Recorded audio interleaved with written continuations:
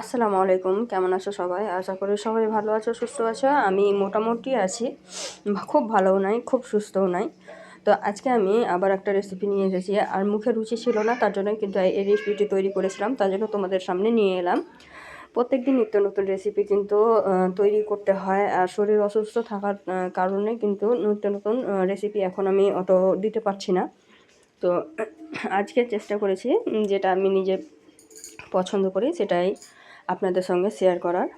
কারণ মুখের রুচি যদি না থাকে, তো এইভাবে যদি এক টুকরা মাছের দিয়ে যদি এভাবে টকটা তৈরি করে নেন, তাহলে কিন্তু খেতে অনেক মজা লাগবে, আর অনেক মজা হয়েছিল, তার জন্যই শেয়ার করেছি। তো চলুন দেখে নেওয়া যাক কীভাবে আমি এই টক রেসিপিটা তৈরি করেছি।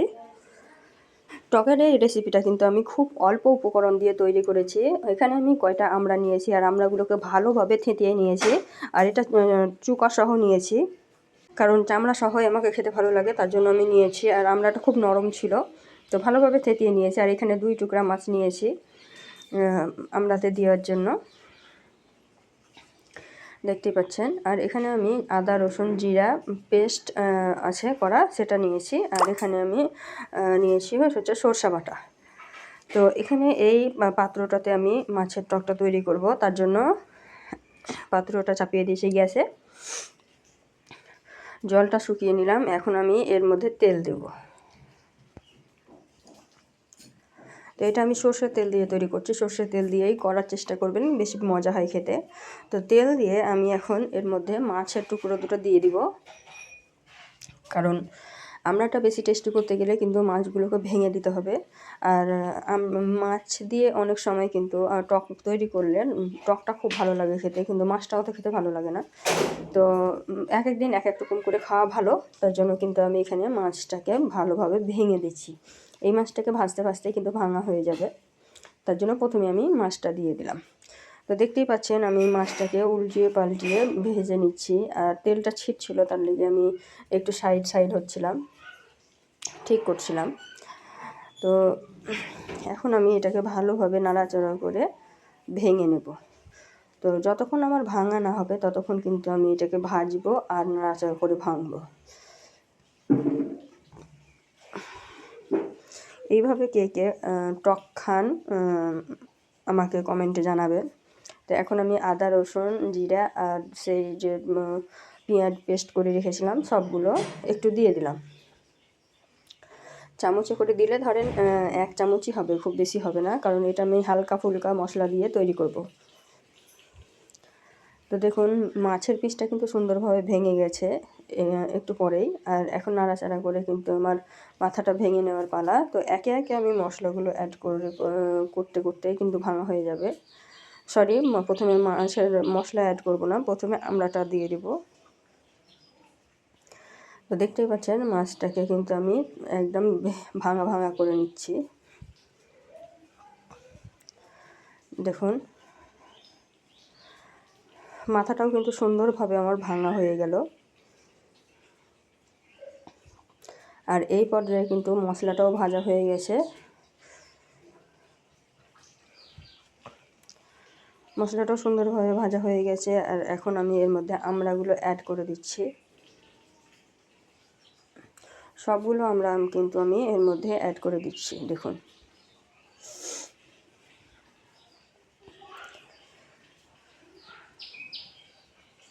তা আমড়াগুলো দিয়ে এখন ভালোভাবে নাড়াচাড়া করে নিতে হবে।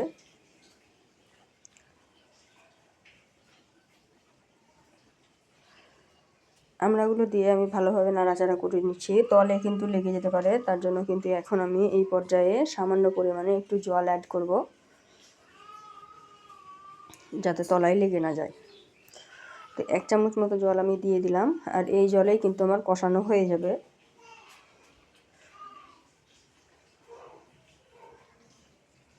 তো এতে দেখতেই পাচ্ছেন আমি কিন্তু একবার করে মানে পাত্রটাকে ঠিক করে দিচ্ছি আর নাড়াচাড়া করে দিচ্ছি। এখন আমি সব শুকনো উপকরণগুলো মিশিয়ে দিচ্ছি। দিয়ে দিলাম অল্প পরিমাণে হলুদ গুঁড়ো, লঙ্কা গুঁড়ো, একটু জিরা ধনিয়া পাউডার, আর স্বাদ মতো লবণ, লবণটা একটু বেশি দিয়েছি যেহেতু আমরা টক, তো টক যে কোনো টকে কিন্তু একটু লবণটা বেশি দিলে খেতে বেশি ভালো লাগে, তো তার জন্যই কিন্তু দিলাম। আর মশলাগুলো কিন্তু অনেক কম পরিমাণে দিয়েছি, এটা কিন্তু একদম হালকা ফুলকাভাবে রান্না করব, খুব বেশি রিচ করব না। তো দেখতেই পাচ্ছেন আমি সব কিছু দিয়ে আবারও ভালোভাবে নাড়াচাড়া করে দিচ্ছি। এর মধ্যে কিন্তু আর কোনো কিছুই অ্যাড করব না, এটাকে আমি একটু সময় নিয়ে ভালোভাবে কষিয়ে নিব, তাহলেই হবে।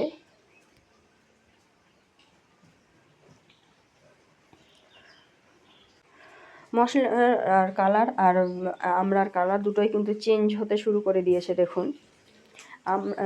চিংড়ি মাছ যেমন তেলে দেওয়ার সঙ্গে সঙ্গে লাল হয়ে যায়, তেমনি কিন্তু আমড়াটাও কিন্তু সবুজ থাকে না, দিতে দিতেই কিন্তু চিংড়ি মাছের মতোই একটা সুন্দর কালার চলে আসে। এই তো আমি নাড়াচাড়া করে দিচ্ছি, আর সুন্দরভাবে এটা কিন্তু কষানো আমার কমপ্লিট হয়ে গেছে দেখুন। এখানে কিন্তু জল নেই, তেল ছেড়ে দিয়েছে, তার মানে এটা সুন্দরভাবে কষানো হয়ে গেছে। এইভাবে একবার হলেও টক বানিয়ে খাবেন, দেখবেন খুবই টেস্টি হয়। আর যারা যারা খেয়েছেন তারা কমেন্টে জানাতে ভুলবেন না। তো এখানে আমি জল অ্যাড করে দিলাম, আর জলটা একটু বেশি পরিমাণেই দিব, কারণ আমড়াটা মানে গায়ে লাগা লাগা হবে না, একটু ঝোল ঝোল হবে, তাহলে খেতে বেশি ভালো লাগবে। তো তার জন্যই কিন্তু আমি একটু জলটা বেশি পরিমাণে দিলাম, দিয়ে এখন আমি ঢাকা দিয়ে এটাকে সিদ্ধ করে নেব। তো ঢাকা দিয়ে আমি সময় নিয়ে রান্না করে নিয়েছি, আর এখন আমি দিয়ে দিলাম সরষে বাটাটা সবশেষে, দিয়ে আমি আবারও কিছুটা সময় ফুটিয়ে নেব। আর ওপর থেকে আমি দুটা কাঁচা লঙ্কা ছড়িয়ে দিয়েছি, এতে সেন্টটা খুব সুন্দর আসে। তো এটা আমার রান্না কমপ্লিট হয়ে গেছে, আর একটু ঠান্ডা করে নিয়েছি, তারপরে এখন আমি একটা বাটিতে পরিবেশন করে দেখাচ্ছি। তো এই তো আমি পরিবেশন করে নিলাম। তো ভিডিওটি কার কার ভালো লাগলো কমেন্টে জানাতে ভুলবেন না। আর এই ধরনের ভিডিও যদি আরও দেখতে চান তো আমাকে অবশ্যই কমেন্টে জানাবেন। আর এখন আমি বিদায় নেব, আজকের রেসিপিটা এই পর্যন্ত। খোদা হাফেজ।